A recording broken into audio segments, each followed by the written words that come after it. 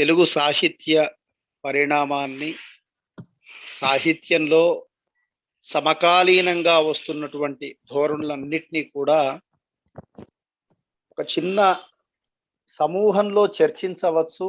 దాన్ని గురించి లోతుగా ఆలోచించవచ్చు అన్న స్ఫురణ, అవగాహన, ఆలోచన అన్నీ కలిగిస్తున్నటువంటి ఒక రకంగా చెప్పాలంటే సంస్థ సాహితీ సిరికోన.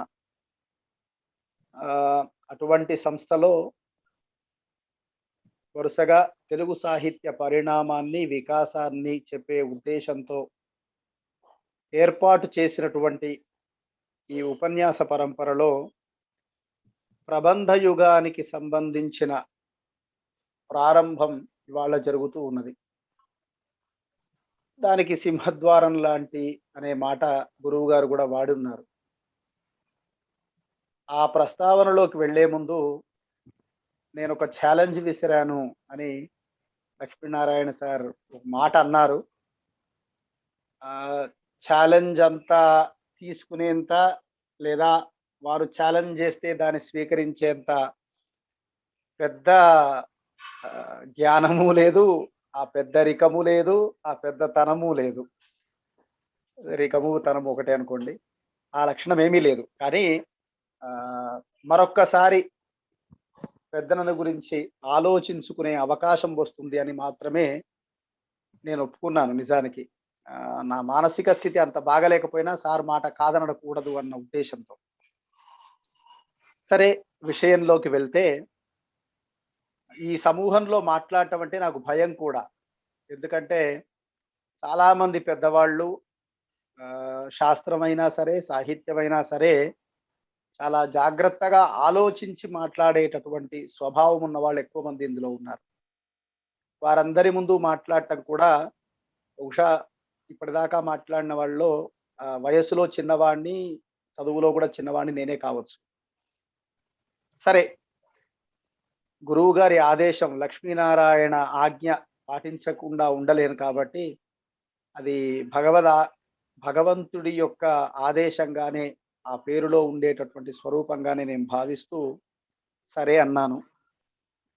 ఇక అల్లసాని పెద్దన లేదా మను చరిత్ర లేదా మను సంభవం, స్వారోచిష మను సంభవం గురించి మనం 4 మాటలు ఒక గంట పాటు ముచ్చటించుకుందాం అని అనుకున్నాం. నిజానికి ప్రబంధ యుగం అనేది మిగతా యుగాల కంటే కూడా కవిత్వం అన్న ఒకానొక పదార్థాన్ని లేదా కవిత్వ విషయాలని రాయప్రోలు వారు అన్నట్టు మొగ్గలు నవ్వి పువ్వులగు పోల్కి అని రాయప్రోలు వారు ప్రబంధ కవిత్వాన్ని గురించి తెలుగు మాన్యంలో అనుకుంటాను మాట అన్నారు. అప్పటిదాకా కవిత్వం మొగ్గగా ఉండింది, ప్రబంధ కవిత్వం వచ్చేసరికి అది పూర్తిగా వికసించింది, పుష్పంలాగా మారింది అని చెప్పి వారు అంటారు. ఆ సందర్భాన్ని ఇక్కడ గుర్తు చేసుకుంటే అలాంటి ఒకానొక వ్యవస్థకి, అలాంటి ఒకానొక పద్ధతికి కారణమైనటువంటి వ్యక్తి అల్లసాని పెద్దన. ఇక్కడ నేను ఆయన ఫలానా కాలంలో 1519 ప్రాంతంలో తర్వాత మను చరిత్ర రాశాడు, ఈ కాల నిర్ణయ చర్చలు ఇవన్నిటి జోలికి వెళ్ళటం లేదు. మనకు కృష్ణదేవరాయల యొక్క గౌరవాన్ని, గండపండేరాన్ని తొడిగించుకున్నవాడు, దారిలో కనిపిస్తే తన ఏనుగుని ఎక్కించుకున్నవాడు, ఇలాంటి చాటువుల ద్వారా ఆయన ఈయన సమకాలికులని, ఆయన కాలంలో ఈయన ఉన్నాడని ఇవన్నీ కూడా మనకు తెలుసు. అలాంటి ఒకానొక వ్యక్తి ప్రబంధ కవిత్వానికి లేదా తెలుగు కవిత్వానికి ఒక కొత్త ద్వారం తెరిచాడు. కొత్త తాళం చెవి లాంటి ఒకానొక సింహద్వారం లాగా అని మాస్టర్ అన్నట్టు ఒక కొత్త దారిని ఏర్పరిచాడు, కొత్త మార్గాన్ని తీసుకొచ్చాడు. అందుకనే ఆయనకి ఆంధ్ర కవితా పితామహ అనేటటువంటి మాట ఒకటి వచ్చింది. చాలా మంది అంటూ ఉంటారు ఆంధ్ర కవితా పితామహ అన్న మాట కవిత్వం తెలుగులో 11వ శతాబ్దంలో ఉన్నది లేదా ప్రాంగణయ్య నుంచి ఉన్నది అని అనుకుంటే 500-600 సంవత్సరాలు అయిపోయింది. 500 సంవత్సరాల తర్వాత వచ్చినటువంటి ఒకానొక వ్యక్తికి కవితా పితామహ అనే బిరుదు ఎట్లా సరిపోతుందండి? అలాంటి మాటని అనటం ఎంతవరకు సమంజసమండి అని మనకు ఒక ఆలోచన రావచ్చు. నిజానికి ఆంధ్ర కవితా పితామహ అనేటటువంటి ఒకానొక మాట రావటం వెనుక మనం ఖచ్చితంగా ఊహించగలిగినటువంటి ఒక కారణం ఏమిటి అనంటే, కవిత్వం అప్పటిదాకా ఉన్నటువంటి ఒకానొక స్థితి నుంచి ప్రబంధ యుగం నాటికి పద్యం కానీ, వర్ణనా శైలి కానీ, ఆలంకారిక రీతి కానీ, కవిత్వాన్ని చెప్పే పద్ధతిలో వచ్చినటువంటి అంశం కానీ చాలా ఉన్నతంగా ఉన్నది. అందువల్ల ఆంధ్ర కవితా పితామహ అనేటటువంటి మాట అల్లసాని పెద్దనకి చేకూరింది. ఎలా అనంటే, ప్రబంధ లక్షణాలుగా మనం ఒక 10 మనం చెప్పుకుంటూ ఉన్నాం. ఒకటి ఏకవాక్యత లేదా వస్త్వైక్యం అనే మాటని మనం చెప్పుకుంటూ ఉన్నాం. ఈ నియమం మనం ఎందుకు ఏర్పరుచుకున్నామంటే, అంతకంటే ముందున్నటువంటి కావ్యాలు, కథాకావ్యాలు కావచ్చు, శ్రీనాథుడు రాసినటువంటి హరివంశం లాంటిది కావచ్చు, నాచన సోమన రాసినటువంటి ఉత్తర హరివంశం కావచ్చు. ఇవి భిన్నమైనటువంటి కథలు. కథలని ఒక కావ్యంగా కూర్చటం లాంటిది జరిగింది. అందుకని ఈ ప్రబంధాల దగ్గరికి వచ్చినప్పుడు ఇందులో 3, 4 కథలు కనిపించినా కూడా అందులో ఏదో ఒక ఏకవాక్యత, ఏ కావ్యానికైనా ఏకవాక్యత ఉంటుంది. కానీ ప్రత్యేకంగా అదొక లక్షణంగా చెప్పుకుంటూ దాని పునాది మీద మాట్లాడటం కనిపిస్తుంది. అట్లాగే నన్నయ్యలో ఉన్న కథాకథనం, తిక్కనలో ఉన్న నాటకీయత, ఎర్రనలో ఉన్న వర్ణనాత్మక శైలి, తర్వాత కథాకావ్యాల్లోనూ పాల్కురికి సోమనాల్ లాంటి వాళ్ళలో కనిపించే జాతివార్తా చమత్కారం, శ్రీనాథుడిలో కనిపించే కొంత వక్రోక్తి, ప్రబోధ చంద్రోదయం లాంటి వాటిలో కనిపించే ప్రతీకాత్మకత, అట్లాగే శృంగార రస ప్రాధాన్యం, ఇలాంటివన్నీ కూడా ప్రబంధ లక్షణాలుగా మనం నిర్ణయించుకున్నాం. ఆ నిర్ణయం వెనక మనకు 16వ శతాబ్దంలో ఉన్నటువంటి కావ్యాలు, అంతకంటే కొంచెం 16వ శతాబ్దానికి లేదా 15వ శతాబ్దానికి చివరి దశలో వచ్చినటువంటి 1, 2 రచనల నుంచి మనం కవిత్వం చెప్పటంలో లేదా పద్యం నిర్వహించటంలో వచ్చిన మార్పు అని, దాన్ని లక్ష్మీనారాయణ గారి భాషలో చెప్పాలి అని అంటే, క్లాసికల్ నుంచి రొమాంటిక్ అయినటువంటి ఒకానొక అభివ్యక్తి రీతి, క్లాసికల్ అభివ్యక్తి నుంచి రొమాంటిక్ అభివ్యక్తిలోకి వెళ్ళటం. దానికి ఉదాహరణ కొంత నాచన సోమనలోను, పోతనలోను కనిపించిన దానికి పరివర్ధిత రూపం లాంటి లక్షణం మనకు ప్రబంధ కవిత్వంలో కనిపిస్తుంది. ఆ ప్రబంధ కవిత్వంలో అలాంటి రీతి కనిపించటానికి అచ్చమైన ఉదాహరణగా కనిపించే వ్యక్తి మిగతా వాళ్ళందరిలో కూడా ఉన్నా కూడా తొలి వ్యక్తిగా అల్లసాని పెద్దన కనిపిస్తాడు. అందుకని ఆ ఆంధ్ర కవితా పితామహ అనేటటువంటి బిరుదు ఆ సమయంలో ఆయనకి రావటం వెనక ఈ కారణం ఉన్నదేమో అని నేను ఊహిస్తాను. ఇక ప్రబంధం అనేటటువంటి మాటకి కావ్యము, ప్రబంధము అని రెండూ ఒకే అర్థంలో మనం ప్రారంభిస్తూ ఉన్నాం. ఏమని? కావ్యము, ప్రబంధము ఒకే అర్థంలో, మహాకావ్యమే తెలుగులో ప్రబంధమైంది అని. అయితే ఇలా ఎన్ని రకాలుగా మాట్లాడుకున్నా ఆధునిక యుగంలో తెలుగు సాహిత్యంలో ప్రబంధం అనేటటువంటిది ఒక ప్రత్యేకమైనటువంటి ప్రక్రియ అని తెలుగు విమర్శకులందరూ కూడా ఇంచుమించుగా ఆ 16వ శతాబ్దంలో వచ్చినటువంటి రచనల్ని ఆధారంగా చేసుకుని, కావ్యాల్ని ఆధారంగా చేసుకుని ప్రబంధం చేసేశారు. ఈ ప్రకృష్టమైనటువంటి పదముల కూర్పు అన్న ఈ మాట, ప్రకృష్టమైనటువంటి పదముల కూర్పు పాఠకుడుగా మనం చదువుతున్నప్పుడా, కవిగా ఆయన రాస్తున్నప్పుడా అన్నప్పుడు, కవి రాసేది కావ్యమే కానీ పాఠకుడు చదువుతున్నప్పుడు అందులో ఉన్న కూర్పు అది ప్రబంధత్వాన్ని చూపిస్తూ ఉంటుంది అని కొంతమంది చెప్పిన వాళ్ళు కూడా ఉన్నారు.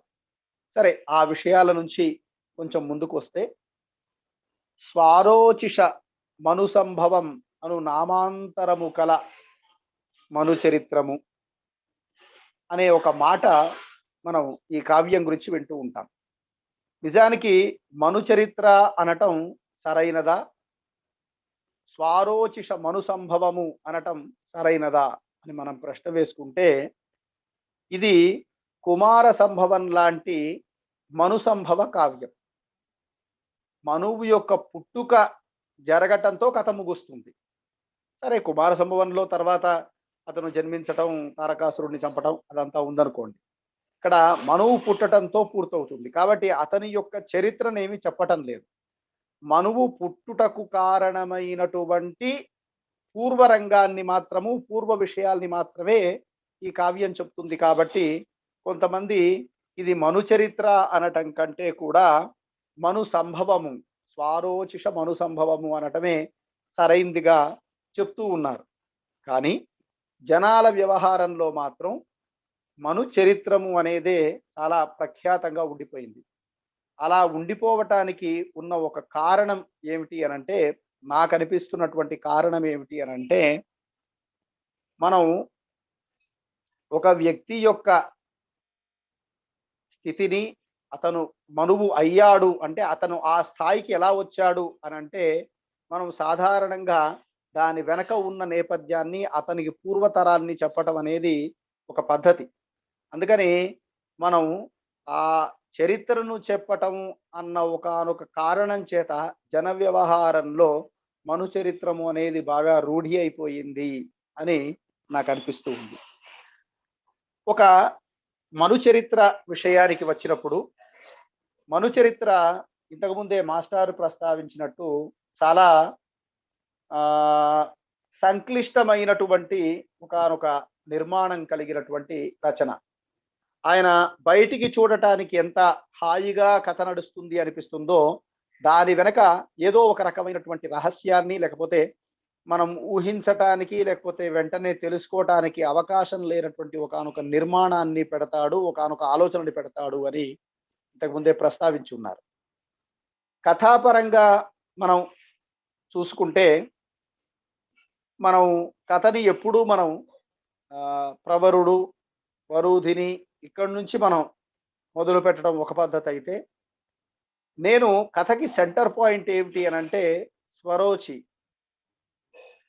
ఇతని ఆధారంగా ముందు వెనకలు మనం ఆలోచించుకోవచ్చు అని నాకు అనిపిస్తుంది. స్వరోచి అనేటటువంటి వాడు ఉన్నాడు. అతను దగ్గర వేటాడి, వేటకు వెళ్ళాడు, అక్కడ సేద తీరుతూ ఉన్నాడు. మనోరమ అనేటటువంటి ఒకానొక ఆమె పరిగెత్తుకుంటూ వచ్చింది. ఆమె వెనుక ఒక రాక్షసుడు వెంట పరిగెడుతూ ఉన్నాడు. తన దగ్గరికి వచ్చి అతన్ని కాపాడమన్నది. ఆయన ఆమెను కాపాడటానికి నిర్ణయించుకున్నాడు. ఆ వచ్చినటువంటి రాక్షసుడి మీద ఒక బాణం వేశాడు. అది పావకము, అగ్నితో కూడినటువంటి ఆ బాణం వేశాడు. అతను ఆ బాణం వల్ల శాప విముక్తుడై ఒక గంధర్వుడుగా మారాడు. ఆ గంధర్వుడి పేరు ఇందీవరాక్షుడు. ఆ ఇందీవరాక్షుని కూతురే ఈ మనోరమ. అసలు ఈ మనోరమ ఇలా ఎందుకు పరిగెత్తింది అంటే, దారిలో ఒకానొక ఈమె, విభావసి, కళావతి అనేటటువంటి ముగ్గురు చెలికత్తెలు, వాళ్ళు ముగ్గురు కూడా ఆటపాటల నేపథ్యంలో ఆడుతూ పాడుతూ అక్కడ ఉన్న ఒక మునిని అతను తపోభంగం చేశారు. ఆ తపోభంగం చేసినందుకు ఆ ముని నువ్వు రాక్షసి వైపు అని శపించాడు. మిగతా ఇద్దరిని రోగగ్రస్తుల్ని కమ్మన్నాడు. అయిపోయిన తర్వాత ఆమె పరిగెత్తుకుంటూ వచ్చింది, ఇక్కడ విముక్తం అయ్యింది. ఆ విముక్తం అయిన తరువాత నాకేం లాభము అనుకుంటే అస్త్ర హృదయం అనే ఒక విద్యని ఆమె దగ్గర పొందాడు. అట్లాగే ఇందీవరాక్షుడి దగ్గర ఆయుర్వేద విద్యని మనోరమ పొందాడు. ఆ తరువాత మనోరమ ద్వారా తన చెలికత్తెలు కూడా శాప విముక్తులు కావటానికి పరిస్థితులు ఏంటి తెలుసుకున్నాడు. వాళ్ళిద్దరిని కూడా శాప విముక్తులు చేశాడు. ఒకరి దగ్గర నుంచి తిరియక్కుల భాష, ఒకరి దగ్గర నుంచి పద్మినీ విద్య నేర్చుకున్నాడు. ఈ పద్మినీ విద్య కళావతికి రావటానికి కారణం, ఆమెకి శకుంతల లాంటి ఒకానొక కథ ఉన్నది. పార్వతీదేవి ద్వారా ఆమెకి పద్మినీ విద్య వస్తుంది. ఈ ముగ్గురిని ఈయన వివాహం చేసుకున్నాడు. ఇలా వివాహం చేసుకుని ఈయన కొంతకాలం తన జీవితాన్ని వాళ్ళందరితో సుఖంగా గడుపుతున్నటువంటి ఒకానొక వ్యక్తి. మరి ఇంతనికి ఒక శాప విముక్తం చేసేటటువంటి, శాపాలని దూరం చేసేటటువంటి శక్తి ఎక్కడి నుంచి వచ్చింది? ఇతనికి అంతటి ఆహ్, అస్త్ర విద్యలు కానీ, శస్త్ర విద్యలు కానీ, ఇంకో విద్య కానీ ఎక్కడి నుంచి వచ్చింది అనంటే, దానికి పూర్వకథనే ప్రవరుడు, వరూధిని, మాయాప్రవరుడు. ఒకానొక ఊళ్ళో ప్రవరుడనేటటువంటి వాడుండేవాడు. అతిథి అభ్యాగత సేవ చేస్తూ నిరంతరము వచ్చేటటువంటి వాళ్ళకి సేవ చేస్తూ తన జీవితాన్ని ఒక గృహస్థాశ్రమ ధర్మాన్ని కొనసాగిస్తూ ఉన్నాడు. అతనికి తీర్థయాత్రలు చేయాలని కోరిక ఉన్నది. అలాంటి సందర్భంలో ఒక సిద్ధుడు పాదలేపనం ద్వారా ఆయనకి ఫలానా చోటికి వెళ్ళొచ్చని చెప్పాడు. ఆయన పాదలేపనం కరిగిపోయింది. అక్కడి నుంచి మళ్ళీ వెనక్కి రావటానికి వరూధిని దగ్గరికి వెళ్ళాల్సొచ్చింది. ఆ వరూధిని ద్వారా ఆమె అతన్ని ఇష్టపడటం, ఆమెని కాదనుకుని అక్కడి నుంచి మనసులో అగ్నిని ఆరాధించుకొని, నేను చేసే నిత్యాగ్ని నాకు సహాయం చేసేటైతే నేను నా చోటికి వెళ్ళిపోవాలి. పరదార గృహాదులను కోరని వాడినైతే అని తనను తాను సంకల్పించుకొని తాను ఇంటికి వచ్చేయటం. వచ్చిన తర్వాత తన జీవితం తాను గడపటం. మాయాప్రవరుడు అనేటటువంటి వాడు ఆమెని ఇష్టపడుతున్నటువంటి వాడు. ఆమెని శాంభరీ విద్య ద్వారా వివాహం చేసుకోవటం. కొంతకాలం ఆమెతో జీవితాన్ని గడిపి నేను ఊరికి వెళ్ళొస్తాను అని చెప్పి అక్కడి నుంచి వచ్చేయటం. ఆ వ్యక్తికి, ఆ వరూధినికి, ఆ మాయాప్రవరుడికి కలిగినటువంటి ప్రవర తేజస్సుతో కలిగినటువంటి వాడు ఈయన స్వరోచి అని చెప్పటం కోసం ఈ పూర్వకథ. దీని తర్వాత ఈ స్వరోచి భోగలాలసమైనటువంటి ఒకానొక జీవితాన్ని గడుపుతూ ఒక 100 ఏళ్ళు గడిపాడు. హంస, చక్ర వాకాలు ఏవైతే ఉన్నాయో, వీడు తిర్యక్కుల భాష నేర్చుకున్నాడు గదా! ఆ సందర్భంలో ఆ తిర్యక్కులు మాట్లాడుకునేటటువంటి మాటల ద్వారా కొంత వైరాగ్యం కలిగేటటువంటి విధంగా ఆళ్ళు మాట్లాడుకున్నా, ఈయనకి భోగలాలసమైనటువంటి జీవితం గురించి మాట్లాడుకున్నప్పుడు కొంచెం వైరాగ్యం కలిగింది. ఆ తర్వాత ఆ వైరాగ్యాన్ని మర్చిపోయాడు. కొంతకాలం మళ్ళీ కాలం గడిపాడు. కొంతకాలం తర్వాత ఒక లేడీ కూడా అలాంటి మాటలనే పలికింది. తన చుట్టూ వస్తున్నటువంటి ఆడలేళ్లను పట్టుకొని నేనేమైనా స్వరోచినా అని చెప్పి అన్నప్పుడు ఒక వైరాగ్యం కలిగింది. ఆ తర్వాత కూడా కొంతకాలం అలాగే జీవనాన్ని కొనసాగిస్తాడు. ఆ- ఆ తరు ఆ సందర్భంలో కొంత వైరాగ్యం యొక్క స్థితి అంటే భోగలాలసమైనటువంటి ఒకానొక జీవితం నుంచి మెల్లమెల్లగా వైరాగ్యం వైపు వెళ్ళిన తర్వాత అతనిలో ఈ ముగ్గురికి సంతానం కలిగింది. ముగ్గురిని 3 చోట్ల రాజులను చేశాడు. అక్కడి నుంచి అతను మరో మార్గంలోకి, వానప్రస్థంలోకి వచ్చాడు. అడవిల్లోకి వచ్చాడు. అడవుల్లోకి వచ్చిన తర్వాత కూడా అతను ఏదో తపస్సు చేసుకుందాం అనుకున్నాడు. లేకపోతే తన జీవితాన్ని గడుపుదాం అనుకున్న సందర్భంలో వనదేవత వచ్చింది. ఆ వనదేవత లేడి రూపంలో వచ్చింది. నీ ద్వారా సంతానాన్ని పొందమని దేవతల ఆజ్ఞ నాకు అని అన్నది. మనిద్దరి మధ్య ఎట్లా సంతానం కుదురుతుంది? నీవు జంతు జాతిలో ఉన్నావు, నేను మనుష్య జాతిలో ఉన్నాను అంటే కౌగిలించుకో అనే ఆమెని ఆ లేడీని కౌగిలించుకోగానే అది స్త్రీ రూపాన్ని పొందటం. ఆ తర్వాత ఆ వనదేవత ద్వారా సంతానాన్ని పొందటం. వాడే స్వారోచిషుడు కావటం. ఆ స్వారోచిషుడు దీర్ఘకాలం తపస్సు చేసిన తర్వాత విష్ణువు యొక్క అనుగ్రహాన్ని పొంది అతను జీవిత కాలాన్ని తన కాలం అంతా కూడా ఆయన మనువురు తన రాజ్యాన్ని లేదా తన కాలాన్ని నిర్వహిస్తాడు అని ఇలా చెప్పేటటువంటి ఒక కథ. ఏముంది చూడటానికి ఈ కథలో? ఏ రకమైనటువంటి అంశాలు ఇంతకు ముందే అనుకున్నట్టు కథ ఇంతే కదా అని అనిపిస్తుంది. అయితే ఇందులో ఒక 3 రకాలైనటువంటి అంశాలు ఒక కావ్యాన్ని పరిశీలించే సందర్భంలో ఉండాలి అని కొందరు పెద్దలు చెప్తూ ఉంటారు. ఒకటి, ఒక కావ్యాన్ని మానవ జీవన పక్షం నుంచి వ్యాఖ్యానించాలి. కళాత్మకత నుంచి వ్యాఖ్యానించాలి. తాత్విక కోణం నుంచి వ్యాఖ్యానించాలి. మానవ కోణం, కళాత్మక కోణం, తాత్విక కోణం. ఈ 3 రకాలైనటువంటి పద్ధతుల్లో వ్యాఖ్యానించాలి అని చెప్తూ ఉంటారు. నేను మానవ జీవన కోణం నుంచి మొదట కొన్ని విషయాలు మాట్లాడతాను. ఇక్కడ ఆర్ఎస్ సుదర్శనం గారు లాంటి వాళ్ళు, దువ్వూరి రామిరెడ్డి గారు లాంటి వాళ్ళు ప్రవరుడిలో ఉండేటటువంటి ఒకానొక స్వభావం పెద్దనలో ఉన్న ద్వైధీభావమే. ఈ భోగలాలసమైనటువంటి జీవితానికి వైరాగ్యానికి మధ్య జరుగుతున్నటువంటి సంఘర్షణనే మనుచరిత్ర అనేటటువంటి ఒకానొక కావ్యం పుట్టడానికి కారణమైంది అని ఒక పార్శ్వాన్ని వాళ్ళు కవి హృదయం నుంచి చెప్పటానికి ప్రయత్నించారు.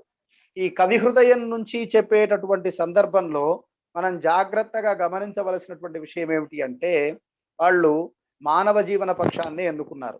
ఇప్పుడు ప్రవరాక్షుడు అనేటటువంటి వాడిలో ఒక కళాత్మక జీవితము, ఒక ధార్మిక జీవితము, ఒక వాస్తవిక జీవితము, ఈ 3 రకాలు ఉన్నాయి. ఏమిటి వాస్తవిక జీవితం అనంటే, తన తల్లిదండ్రుల సేవ చేసుకుంటాడు, వచ్చినటువంటి వాళ్ళకి అతిథి అభ్యాగత సేవ, శిష్యులకి పాఠాలు చెప్తాడు, అట్లాగే కుటుంబంతో జీవనాన్ని గడుపుతాడు, ఆ ఊర్లో ఉండేటటువంటి పెద్దవాళ్ళు ఎవరన్నా వచ్చినప్పుడు వాళ్ళకి సేవ చేస్తూ ఉంటాడు.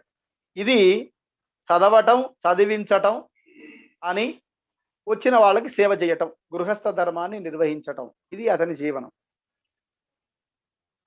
ఇలా చేస్తున్నటువంటి ఈ వ్యక్తికి మరోవైపు ఉన్న కోరిక ఏమిటి? నేను ఈ గృహస్థాశ్రమ ధర్మంలో నిండిపోయాను, ఎక్కడికి కదలకుండా అయిపోయాను. అలాంటి వాతావరణంలో ఉన్న నాకు నే తీర్థయాత్రలు చేయాలంటే, లేకపోతే ఇంకేదైనా చేయాలంటే నాకు అవకాశం కలగటం లేదు అని వాడిలో కళాత్మక జీవితం పట్ల తాను మరో రకమైనటువంటి జీవితాన్ని కూడా, తీర్థయాత్రలు కావచ్చు, లేకపోతే ప్రకృతి ఆరాధన కావచ్చు, ఏదైనా కావచ్చు, నేను చెయ్యలేకపోతున్నాను అనే ఒకానొక పార్శ్వం అతనిలో ఉంది. ఈ ఈ 2 రకాలైనటువంటి వ్యవస్థల్లో అతను కొంచెం తనలో తాను మథన పడుతూ ఉన్నాడు. ఇలాంటి సందర్భంలో అతనికి ఒక సిద్ధుడు కనిపించాడు. ఇక్కడ జాగ్రత్తగా గమనించండి. ఇచ్ఛ ప్రవరుడి విషయంలో కానీ, వరూధిని విషయంలో కానీ ఒక కోరిక వాళ్ళని ఒక తప్పటడుగు వేయించింది. మానవ జీవన పక్షంలో మాట్లాడుతున్నాను, తాత్విక పక్షంలో తర్వాత వస్తాను. ఇతడికి విపరీతంగా నేను 4 చోట్లు తిరిగి రావాలి, 4 ప్రాంతాలు చూడాలి అని ఇతని లోపల విపరీతమైనటువంటి ఇచ్ఛ ఉన్నది. ఈ ఇచ్ఛ ఎవరో ఒకరు పాదలేపనం ద్వారా నువ్వు అనుకున్న చోటికి వెళ్ళి రావచ్చు అని అంటే అది ఎంత పని చేస్తుంది, దాని యొక్క స్థితి ఏమిటి అని ఆయన తెలుసుకోవటానికి ఎక్కువ ప్రయత్నం చేయకుండా ఆ ఇచ్ఛ వల్ల అందులోకి లాగబడ్డాడు, వెళ్ళాడు.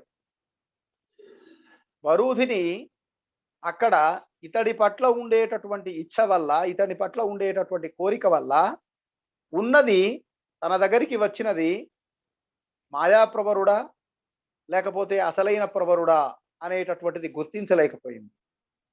మానవ జీవన పక్షంలో మన లోపల మనసుకు బుద్ధికి మధ్య జరుగుతున్న సంఘర్షణ లాంటిది. ఏమండి, ఈ ఈ బుద్ధి పని చెయ్యదు మనసు అంగీకరించినటువంటి చోట. అలాంటి ఒకానొక చిత్రణని సాధారణ మానవ జీవన పక్షం నుంచి మనం మాట్లాడుకున్నప్పుడు, నీ లోపల ఉన్నటువంటి ఇచ్ఛ ఒక వస్తువు యొక్క తత్వాన్ని స్పష్టంగా నీకు అర్థం కానివ్వదు మనసు డామినేట్ చేసినప్పుడు అని చెప్పటానికి దాన్ని ఉపయోగించుకుంటారు. ఇది ఒక మానవ జీవన పక్షంలో నేను చెప్పదలుచుకున్నటువంటి ఒక అంశం. ఇక కావ్యంలో ఉన్న కళాత్మక పక్షాన్ని మనం వ్యాఖ్యానించాలి అంటే, కావ్యం అంతా కూడా ఒక భ్రమ మీద నడిపిస్తాడు.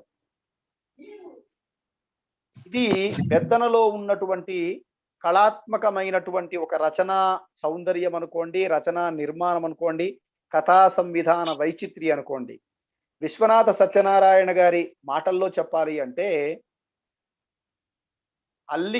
అల్లసానివాని అల్లిక జిగిబిగి అనే మాట, జిగిబిగి అనేటటువంటి మాట పురాణ కవిత ప్రబంధ కవిత లేదా కావ్య కవిత కావటమే గొప్ప విషయంగా ఇక్కడ చెప్పాడు. ఆ జిగి బిగి అనేది పురాణ కవిత, కావ్య కవిత కావటం అన్నాడు. ఇక్కడ ఇది కావ్య కవిత కావటం వెనుక మొదటి 3 పద్యాల్లో మనకు శ్రీ వక్షోజకురంగ నాభమి ఎదపై అనే తొలి పద్యం, అంకముజేరి శైలతనయ దుగ్ధములాను వేళ ఈ పద్యం, ఈ రెండిట్లలో కూడా భ్రమకు సంబంధించిన ఒక కావ్య వస్తు సూచనతో కూడినటువంటి ఒకానొక ధ్వనిని పాటించాడు, కావ్యార్థ సూచనం చేశాడు. ఇది రాబోయేటటువంటి బరూదిని కథకి ఒక సౌండ్ వస్తుందండి ఏదో, కావ్య అర్థ సూచన చేశాడు. ఇది ఒక నిర్మాణం. ఇది ఇక్కడి వరకే ఆపేయొచ్చు కదా. భవిష్యత్తులో మాయాప్రవరుడిగా చెప్పబడేటటువంటిని ఆమె గుర్తించలేకపోయింది అని అంటే సరిపోతుంది కదా. అక్కడి దాకానే ఆగలేదు. ఈ రకమైనటువంటి భ్రమ కావ్యంలో మరో 2-3 చోట్ల కూడా వర్ణనల రూపంలో కనిపించేట్టుగా చేస్తాడు. ఉదాహరణకి ప్రవరుడు ఇక్కడి నుంచి హిమవర్ణగానికి వెళ్ళాడు. వెళ్ళిన తర్వాత అటజనిగాంచ భూమి సురుడంబర చుంబి ఆ పద్యం ఉంది. ఆ పద్యంలో అక్కడ నీటి గుంటలు ఏర్పడిన తర్వాత వచ్చినటువంటి ఆ నీళ్లు పడుతున్నటువంటి ధ్వని మృదంగ ధ్వనిలా ఉన్నాయి. ఆ మృదంగ ధ్వని కాని మృదంగ ధ్వనిని, మృదంగ ధ్వనిలా ఉన్న దానిని మృదంగ ధ్వని అనుకొని నెమళ్ళు నాట్యం చేస్తున్నాయి. అంటే వర్ణనలో కూడా ఇది ఆ మృదంగ ధ్వనిలా ఉంది అన్నది నెమళ్లకు సంబంధించినటువంటి భ్రమణ, ప్రవరుడికి సంబంధించిన భ్రమణ అని అంటే మృదంగ ధ్వనిలా ఉన్నది అని ఆ వర్ణనలో కూడా భ్రమని సూచిస్తాడు. అట్లాగే మాయాప్రవరుడికి సంబంధించినటువంటి గంధర్వ గతమైనటువంటి రూపం ఇది. ఇతను వరూధిని పొందినటువంటి గంధర్వుడికి సంబంధించిన విషయం దగ్గర కూడా ఒక వర్ణన చేస్తాడు. ఏమని అంటే ఉరుదరీ కుహర సుప్తోత్త శార్ధూలముల్ జరవారి శోణిత శంఖద్రావ, పెద్ద పులుల్లాంటి సెలయేటి నీటిని సంధ్యాకాంతిలో ఉన్న ప్రతిఫలాన్ని చూసి రక్తం అని భ్రమతో ఉన్నాయి అని భ్రాంతితో తాగుతున్నాయి అంటాడు. నీటి మీద సూర్యుడు, సాయం సంధ్యలో ఉన్నటువంటి సూర్యుడు ఉన్నాడు. ఆ నీరు ఎలా కనిపిస్తుంది అంటే ఎర్రగా కనిపిస్తుంది. ఆ పుల్లన్నీ రక్తం అనుకొని తాగాయి అని వర్ణిస్తాడు. ఇలా గంధర్వుడికి సంబంధించినటువంటి ఆ విషయాన్ని గుర్తించలేకపోతున్న వరూధిని గురించి చెప్పే సందర్భంలో వచ్చినటువంటి వర్ణన అట్లా భ్రమని చెప్తాడు. అట్లాగే స్వరోచి విషయంలో కూడా తాను ధర్మ పద్ధతిలో సంసారాన్ని చేస్తున్నాను, 3 భార్యల్ని కలిగి ఉన్నాను, నాది భోగలాలసమైనటువంటి జీవితం అని అతనికి తెలిసినా అతను అది సత్యం, ముగ్గురితో ధార్మికమైనటువంటి జీవనాన్ని నేను గడుపుతున్నాను అనుకుంటున్నాడు తప్ప అది నిజానికి వాళ్ళ ముగ్గురిని వివాహం చేసుకోవటం వాళ్ళ యొక్క అవసరం కోసం వాడు వివాహం చేసుకున్నాడు. ఏమండి అంటే అలాంటి దాంపత్యంలో కూడా అతను భోగలాలసమైనటువంటి ఒకానొక జీవితానికి సంబంధించిన భ్రమలోనే బ్రతుకుతూ ఉన్నాడు. ఆ భ్రమ అక్కడ కూడా కొనసాగుతూ ఉంది. ఇలా కావ్యాన్ని భ్రమ అనేటటువంటి ఒకానొక పునాది మీద నిర్మించుకుంటూ రావటం కథాసూత్రపరంగా ఒక కథా సంవిధాన వైచిత్రీపరంగా ఉండేటటువంటి ఒక అంశం. అట్లాగే నరుడు వరుడు కావటం, ప్రవరుడు కావటం లాంటి మాటల్ని లక్ష్మీనారాయణ గారు ఎప్పుడూ ప్రస్తావిస్తూ ఉంటారు కావ్యంలో. ఇక్కడ ప్రవరుడు సాధారణమైనటువంటి జీవి నుంచి బ్రాహ్మణ శ్రేష్ఠుడు అని మాట్లాడుకునేటటువంటి మార్కండేయ పురాణ దశ నుంచి ఉత్కృష్టమైనటువంటి స్థితి దాకా వెళ్ళినటువంటి ఒకానొక పరిణామ క్రమం ఉన్నది. ఇక్కడ ప్రబంధ రచనలో మనం గుర్తించాల్సినటువంటి మరో కళాత్మకమైనటువంటి లేదా ఈస్థెటిక్ సెన్స్ కి సంబంధించిన అంశం ఏమిటి అని అంటే క్యారెక్టరైజేషన్కి సంబంధించిన దాన్ని ఇవాల్యుయేట్ చేసుకుంటూ వెళ్ళటం, వికాసం పాత్ర పోషణ చేసుకుంటూ వెళ్ళటం, పాత్ర చిత్రణ కాదు, పాత్ర పోషణ చేసుకుంటూ వెళ్ళటం అనే ఒకానొక క్రమం మనుచరిత్ర లేదా ప్రబంధాల్లో ఒకానొక పద్ధతిగా మనకు డెవలప్ అయింది. మనకి మనుచరిత్రాకారుడు పెద్దన ప్రవరుణ్ణి పరిచయం చేయట సందర్భంలోనే ఆపురిబాయకుండు మకరాంగ శశాంకమూర్తి అని ఆ ఊరు వదలనటువంటి వాడు అని పరిచయం చేస్తాడు. అది అలా పరిచయం చేయటం ఒకానొక క్యారెక్టరైజేషన్.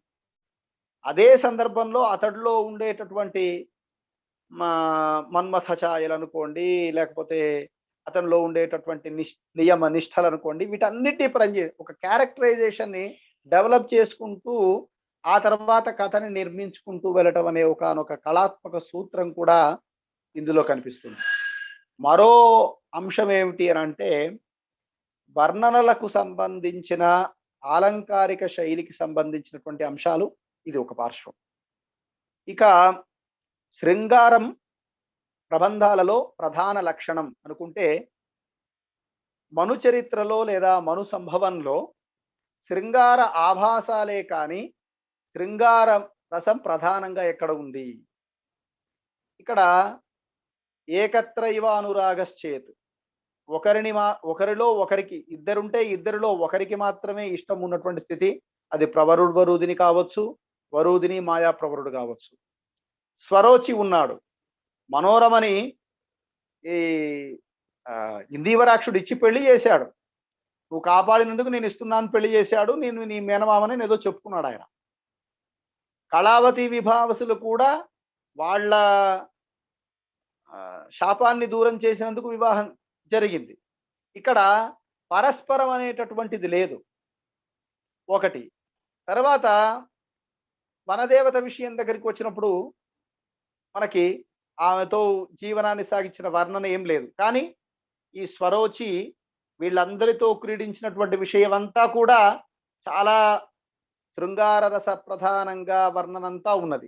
కానీ అక్కడ దాంపత్య ధర్మంగా చెప్పేటటువంటి ఒకానొక లక్షణం లేదు. అంటే అక్కడ కొంత ఆభాసమే ఉన్నది.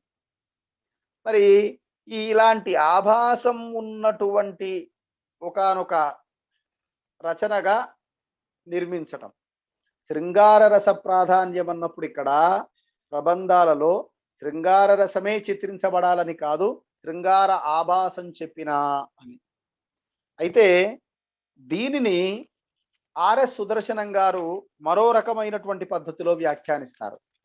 ఆయన ఏమంటారు అంటే, ఇది శాంతర రస ప్రధానంగా సాగింది అని. అంటే ఇక్కడ గమనించవలసినటువంటి ఒక అంశం ఏమిటి అంటే, శాంతరస ప్రధానంగా సాగింది అని తృష్ణాక్షయ అని వారు ప్రధానంగా చెప్పుకుంటూ వస్తున్నారు.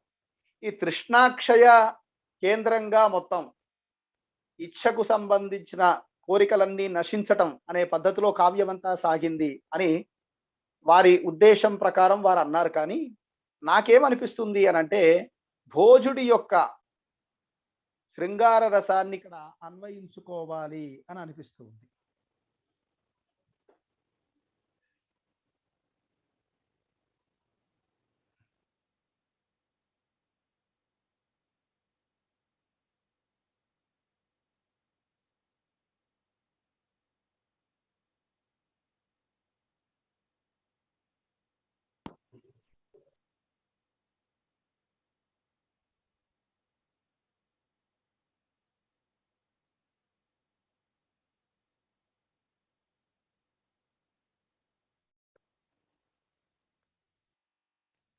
నేను మాట్లాడుతుంది వినిపిస్తుందా?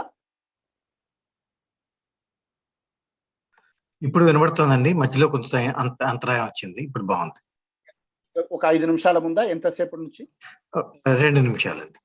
2 నిమిషాలు. అంటే నేను ఆర్ఎస్ సుదర్శనం శాంతరసం అని ప్రస్తావించాను. అది మొదలు వచ్చిందండి, మొదలు విన్నా. అక్కడ నుంచి వస్తుంది.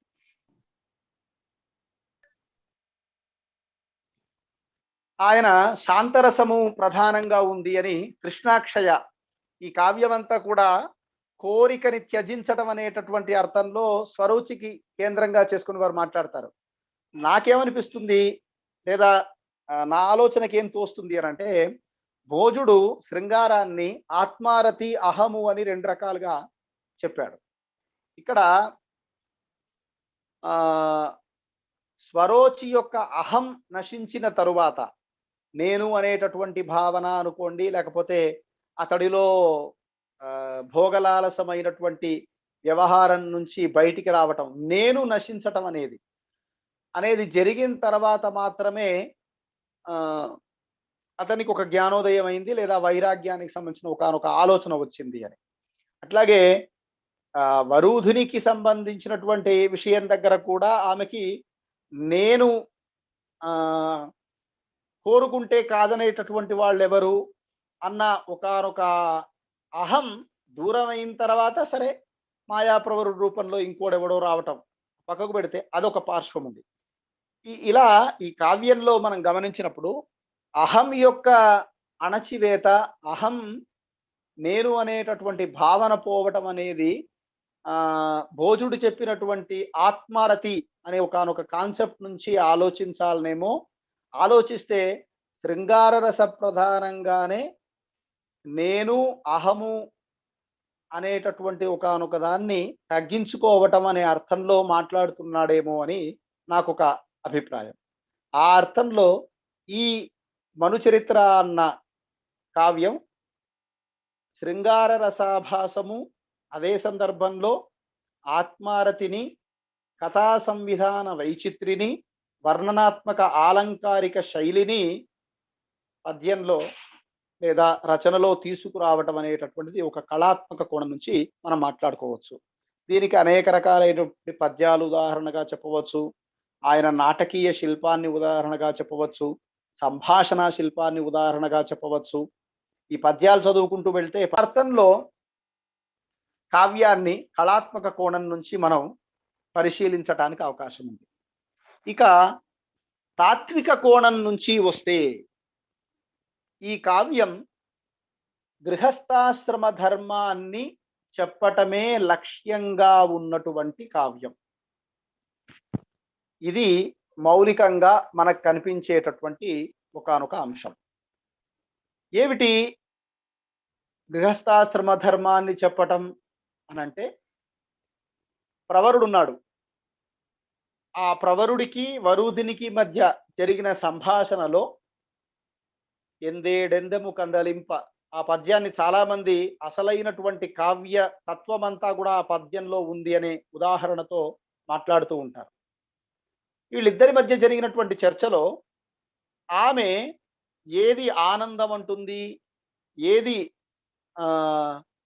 అసలైనటువంటి ఆనందంగా చెప్తుంది, రసానందం అంటుంది, బ్రహ్మానందం అంటుంది, ఇవన్నీ ఏమిటి, ఆనందవల్లిని కూడా ఉదహరిస్తుంది. ఇక్కడ మానుష ఆనందము, మానుష గంధర్వ ఆనందము, ఆనందవల్లిలో ఉన్నటువంటి ఒకానొక తైత్రీయ ఉపనిషత్తులో చెప్పబడేటటువంటి ఒకానొక తాత్విక సత్యం కూడా ప్రవరుడిలో మనకు కనిపిస్తుంది. ఆశిష్టో బలిష్టో దృఢిష్ట అని తైత్రీయోపనిషత్తు చెప్తే, అలాంటి లక్షణాలనే ప్రవరుడిలో మనం చూడవచ్చు. అయితే ప్రవరుడు నిత్యకర్మ, అగ్నిని కేంద్రంగా చేసుకొని తన జీవనాన్ని సాగిస్తున్నాడు. అగ్ని ఉపాసనని చేస్తూ తన జీవనాన్ని సాగిస్తూ ఉన్నాడు. ఈ అగ్ని ఉపాసన మనకి ఆహవనీయుడు, అట్లాగే దక్షిణాగ్ని, అట్లాగే గార్హపతి. ఈ గార్హపతిని అర్చిస్తూ ఉన్నాడు. ఆయన బరూదిని దగ్గర నుంచి తన దగ్గరికి వచ్చేయాలి అని అనుకున్న సందర్భంలో కూడా ఏం జరిగింది, గార్హపతిని అర్చించాడు. ఈ గృహస్థాశ్రమ ధర్మంలో ఉన్న వాడికి ఈ 3 పూటలా చేసేటటువంటి అగ్ని కార్యం వల్ల వాడెక్కడికి తిరగలేకపోతాడు.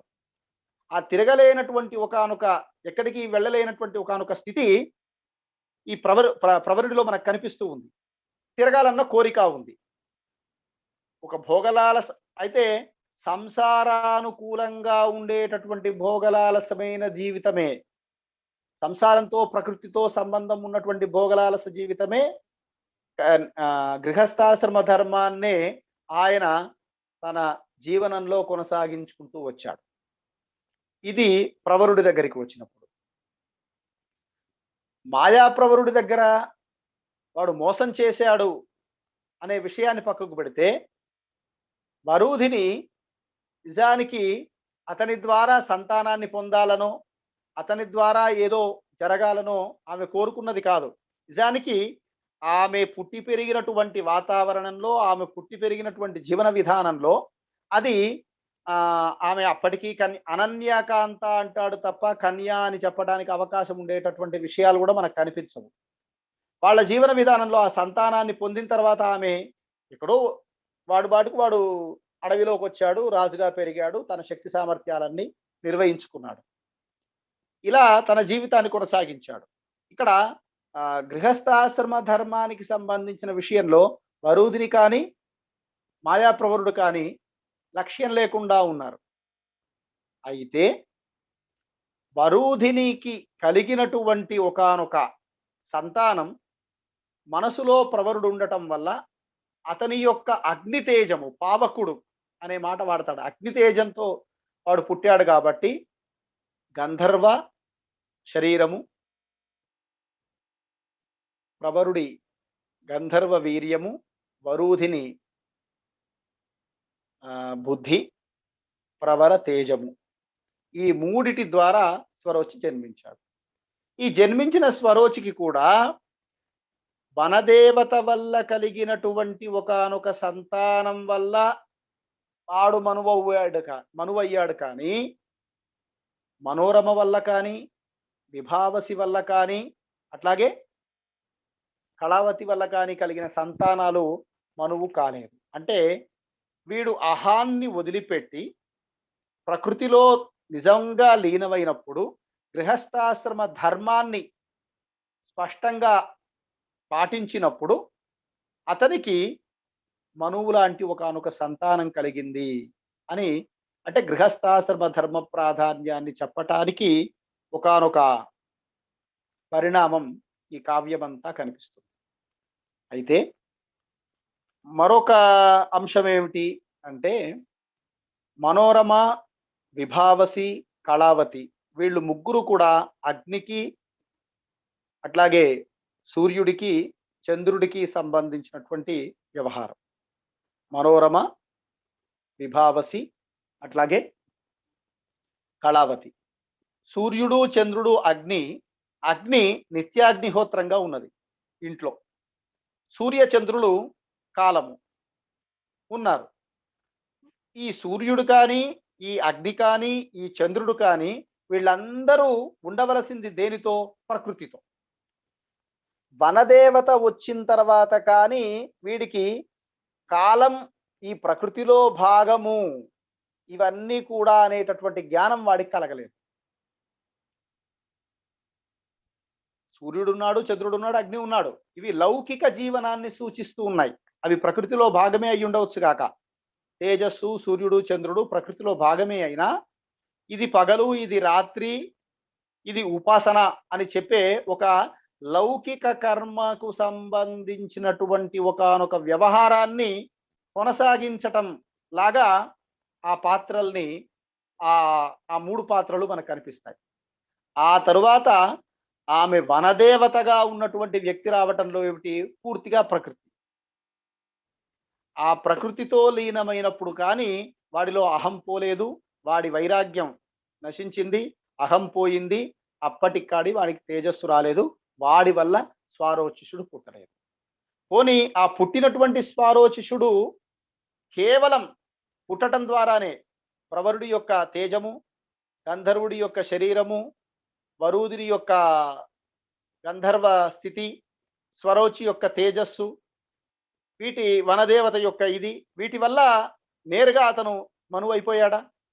కాలేదు. అతను కొంతకాలం పాటు తపస్సు చేసి, ఆ తపస్సు తరువాత విష్ణువు యొక్క అనుగ్రహం పొంది, ఆ తరువాత కానీ అతను మనువు కాలేదు. ఆ మనువైనటువంటి వ్యక్తి కూడా నీకేం కావాలి అని అడిగితే సాలోక్యం కావాలి అన్నాడు. అడగక సాలోక్యము, సాయుజ్యము, సారూప్యము, సాయుజ్యము, సామీప్యము, సాయుజ్యము, ఈ క్రమం ఉంది మనకి. అందులో మొట్టమొదటిది సాలోక్యం మాత్రమే అడిగాడు. నిజానికి మోక్షాన్ని కోరుకునేవాడు సాయుధ్యాన్ని కోరుకుంటాడు కదా. సాలోక్యం వరకే ఎందుకు ఆగాడు? సారూప్యము అనలేదు, సామీప్యము అనలేదు. అంటే లీలా విభూతికి సంబంధించిన ఈ చరాచర జగత్తులో ఉండేటటువంటి ప్రకృతిని విశ్వసిస్తున్నాడు.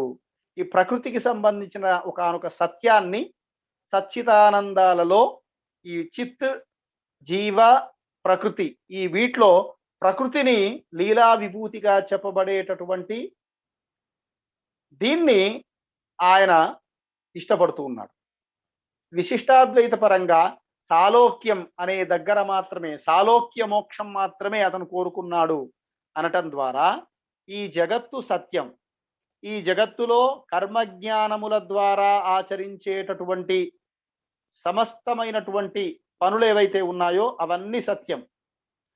ధర్మ, అర్థము, కామము, అర్థము ఈ రెండిటిని కూడా ధర్మంగానే సాధించాలి, క్రతువుల ద్వారానే సాధించాలి అనే ఒకానొక సత్యాన్ని చెప్పటం కోసం నిర్మించినటువంటి ఒకానొక రచన మనుచరిత్ర. మరో రకంగా మాట్లాడితే ప్రవరాక్షుడిలో ద్వైధీభావం ఉన్నది అని అంటాం కదా. అతనిలో ఒకవైపు వైరాగ్యం, ఒకవైపు భోగలాలసం, మరోవైపు ఇంకోటి కూడా ఉంది ఆయనలో. అదేమిటి అని అంటే తన కాలంలో ఆయన ఒక స్టేట్మెంట్ ఇస్తాడు మనుచరిత్రలో. ప్రవరాక్షుడు హిమవన్నగానికి వెళ్ళిన తర్వాత, పాదలేపనం కరిగిపోయిన తర్వాత, బుద్ధిజాడ్య జనితోన్మాదుల్ కదా శ్రోత్రియుల్. ఏమిటి ఈ మాట ఎందుకు అంటున్నాడు ఈయన? ఇంత నిష్ఠాగరిష్ఠుడైనటువంటి వాడు, వేదాధ్యయనం చేసిన వాడు, వేదాన్ని పిల్లలకు నేర్పిస్తున్నవాడు, అక్కడికి వెళ్ళిన తర్వాత కూడా పిల్లలు ఎక్కడ ఆడుకుంటున్నారో విద్యార్థులందరూ అని బాధపడ్డవాడు.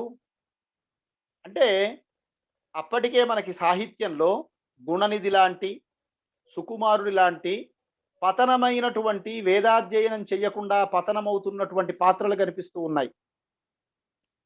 శాస్త్ర విద్య, వేదము కంఠస్థం చేయటము లేకపోతే వేదాన్ని వల్లవేయటం దగ్గరే ఉండిపోతుంది తప్ప దాని వెనుకున్న తాత్విక సత్యాన్ని, తార్కిక సత్యాన్ని మెల్లమెల్లగా సమాజం దూరం చేసుకుంటూ ఉంది. ఈ ప్రవరాఖ్యుడు అనేటటువంటి వాడు పంచయజ్ఞాల్ని నిర్వహిస్తున్నటువంటి ఒకానొక వ్యక్తి. ఒకటి కాదు, రెండు కాదు, 5 రకాలైనటువంటి యజ్ఞాల్ని నిర్వహిస్తూ ఉన్నటువంటి వాడు. ఆయన దేవయజ్ఞం, పితృయజ్ఞం శ్రాద్ధాల్ని నిర్వహించటం, భూతయజ్ఞం జీవకోటికి ఆహారం ఇవ్వటం, మనుష్య యజ్ఞం ఆతిథ్యం ఇవ్వటం, బ్రహ్మయజ్ఞం వేదాధ్యయనం చేయటం. ఈ 5 యజ్ఞాలు బాగా నిర్వహిస్తున్నాడు. బాగా గమనించండి, ఈ 5 యజ్ఞాలలో కూడా ఏదో రకమైనటువంటి లోపం మెల్లమెల్లగా పెరుగుతూ ఉన్నటువంటి ఒకానొక సమాజం వస్తుంది. అది దానికి కారణం ఏమిటి అంటే ఈ వ్యవస్థలన్నిటికీ అటువైపు భోగలాలసమైనటువంటి ఒకానొక వ్యవస్థ వచ్చింది. అది మనిషిని తన వైపు లాగుతూ ఉంది. దాని నుంచి ఎలా బయటపడాలి, దాని నుంచి ధర్మంగా అర్థాన్ని, కామాన్ని సాధించాలి, చివరికి తను చేసేటటువంటి కర్మ ఫలానుభవం వల్ల మోక్షాన్ని పొందాలి. అలాంటి ఒకానొక తార్కికమైనటువంటి, తాత్వికమైనటువంటి సత్యాన్ని నిర్వహించటం కోసం ఒక నిర్మాణం తీసుకొచ్చాడు మనుచరిత్ర అనేటటువంటి కావ్యంలో. రెండవ అంశం ఏమిటి అని అంటే భోగలాలసమైనటువంటి ఒకానొక జీవితాన్ని చిత్రించేటటువంటి ఈ క్రమంలో ఏకపత్ని ధర్మాన్ని చాలా ఆదర్శంగా చెప్తూ ఉన్నాడు. అది ప్రవరాక్షుడి పాత్ర ద్వారా కావచ్చు, స్వరోచి పాత్ర ద్వారా 3 వివాహాలు చేసుకున్నా సరే అక్కడ వనదేవత ద్వారానే కలిగిన సంతానం ఆధారంగా ఏకపత్ని వ్రత ఆదర్శాన్ని చెప్తూ ఉన్నాడు. ఆ ఆదర్శానికి సంబంధించిన ఒకానొక సత్యాన్ని తన కాలానికి అనుగుణంగా చెప్తూ ఉన్నాను. అయితే స్వరోచిలో 3 రకాలైనటువంటి భార్యల్ని పెట్టటంలో కూడా ఒక లక్షణం ఉంది అంటే, దాంపత్యం పేరుతో స్త్రీని భోగలాలసమైనటువంటి ఒకానొక వ్యక్తిగా చూసే ఒకానొక సంప్రదాయాన్ని నిరసించటం కూడా కనిపిస్తుంది. ఆ పాత్ర ద్వారా అదొకటి చేశాడు. సరే. ఆ తర్వాత ఇలా ఈ కావ్యంలో మనం నిర్మించుకుంటూ, మనం మాట్లాడుకుంటూ వెళ్తే ఆహ్, కర్మ ప్రధానమైనటువంటి ఒకానొక చర్యను చేస్తున్నాడు. ఆ కర్మ అగ్ని ఉపాసనా రూపమైనటువంటి కర్మ ఒక పార్శ్వం. ఇక్కడ ప్రవరుడు అగ్నిని ఆరాధన చేసి మాత్రమే మళ్ళీ వెనక్కి రాగలిగాడు. అతని అగ్నిస్థితి తెలుసు. తర్వాత స్వరోచిని పరిచయం చేసిన సందర్భంలో కూడా అతన్ని పావకుడనే చెప్తాడు. ఏవండి ఈ గార్హపత్యాగ్నిని కాపాడుకోవలసినటువంటి ధర్మం ఏంటి అని ఆ ఉపాసనా రీతిని ఈ పంచ యజ్ఞాల ద్వారా నిర్వహించుకుంటూ వస్తూ ఉన్నాడు. ఆ క్రమాన్ని బోధించుకుంటూ వస్తున్నాడు. అది ఒక రకమైనటువంటి ఒక సత్యం. అట్లాగే ఈ మొత్తం కావ్యంలో ఆహ్, నాకు అనిపించినటువంటి ఇంకో 2 అంశాలేమిటి అనంటే, విభావసి దగ్గర, మనోరమ దగ్గర, తర్వాత కళావతి దగ్గర ఆయన కొన్ని విద్యల్ని పొందాడు. పద్మిని విద్య కళావతి దగ్గర నుంచి, విభావసి దగ్గర నుంచి తిర్యక్కుల భాషని, మనోరమ దగ్గర నుంచి ఆయుర్వేద విద్యని పొందాడు. అట్లాగే ఇందీవరాక్షుడు ఆయుర్వేద విద్య ఇచ్చినవాడు. అస్త్రహృదయ విద్య కూడా నేర్చుకున్నాడు. వ్యక్తి ఒక లౌకికమైనటువంటి జీవనం సాగించటానికి తాను తన గృహంలోనూ, తన వాతావరణంలోనూ ఆచరించేటటువంటి యజ్ఞయాగాదులు మాత్రమే కాక, తన లౌకిక జీవనాన్ని కొనసాగించడానికి కూడా కొన్ని విద్యలు అవసరం. కొన్ని రకాలైనటువంటి విద్యలు అవసరం. ఆ విద్యలు అతను సమాజాన్ని తెలుసుకోవటానికి ఉపయోగపడతాయి. ఇక్కడ తిర్యక్కుల భాష అనేది ఒక విషయం ఉంది. ఇది ఎందుకు కల్పించాడు? హంస, చక్రి ముందు ముందు మాట్లాడుకుంటే తెలుసుకోవటానికి, లేడీ ఆడలేళ్ళు మాట్లాడుకున్నప్పుడు తెలుసుకోవటానికి అని మాత్రమే అని అనుకుంటే, ఇక్కడ ఈ భాష ఏం చేస్తుంది అంటే, ఈ భాషను నేర్చుకోవటం ద్వారా వాడు ఏం తెలుసుకుంటున్నాడు? సమాజంలో తనను గురించి తానేమనుకుంటున్నారు? సమాజం తనని ఏమనుకుంటుంది? ఇక్కడ దాన్ని మరో రకంగా మనం చెప్తే, మన లోపలి వ్యక్తి మనని గురించి ఏమంటున్నాడు మనని అని కూడా అర్థం చేసుకోవచ్చు అనిపిస్తుంది. అట్లాగే సరే, పార్వతీదేవి ద్వారా వచ్చినటువంటి పద్మిని విద్య వల్ల ఆ చంద్రకళలన్నీ కూడా వాడు పొందాడు. మనోరమ ద్వారా రోగగ్రస్తం కానటువంటి ఒకానొక జీవితాన్ని వాడు పొందాడు. అతను సుమారు 600-700 సంవత్సరాల జీవితాన్ని గడిపినట్టుగా మనకి స్వరోచి కథే మనకు చెప్తుంది. ఇదిగో ఈ విద్యలన్నీ కూడా లౌకిక జీవనాన్ని కొనసాగించటం కోసం కర్మ సిద్ధాంతంలో ఉన్నటువంటి లేదా గార్హపతిని అర్చించటం ఎట్లాంటిదో, అలాగే లౌకికమైనటువంటి విద్యల్ని కూడా ఆధారం చేసుకొని కొనసాగటం అనే ఒకానొక లక్షణాన్ని చెప్తున్నాడేమో అని ఒక మాట అనిపిస్తుంది. దీన్ని ఇంకొంచెం సరళంగా చెప్పటానికి ప్రయత్నం చేస్తే, మనం మన మన లోపల మన ఆత్మికమైనటువంటి మన కోసం చేసే పూజా పునస్కార వ్యవహారాలు లేదా మన జపతపాదులు ఒక పార్శ్వం అయితే, అది సమాజానికి లోకానికి అర్పించటమే ఋషుల యొక్క వ్యవస్థ యొక్క ధర్మం అయ్యుండవచ్చు గాక. కానీ అది ఒక పార్శ్వం. అలాగే ఇతను లౌకికంగా జీవనం సాగించటానికి మరో విద్యని ఆశ్రయించి ముందుకు వెళ్తూ ఉన్నాడు. ఈ ఈ సమకాలంలో ఉండేటటువంటి పతనమవుతున్నటువంటి ఈ వేద విద్య కావచ్చు, పతనమవుతున్నటువంటి వ్యక్తుల యొక్క భోగలాలసమైనటువంటి జీవన క్రమాలు కావచ్చు, వీటన్నిటినీ ఏకకాలంలో పాఠకుల్లోకి తీసుకువచ్చి తన సమకాలంలో ఒక గొప్ప సందేశాన్ని ఇవ్వటం కోసం చేసినటువంటి ఒకానొక ప్రయత్నం మనుచరిత్ర లేదా మనుసంభవ కావ్యంలో ఉన్నది అని మనం అర్థం చేసుకోవచ్చు.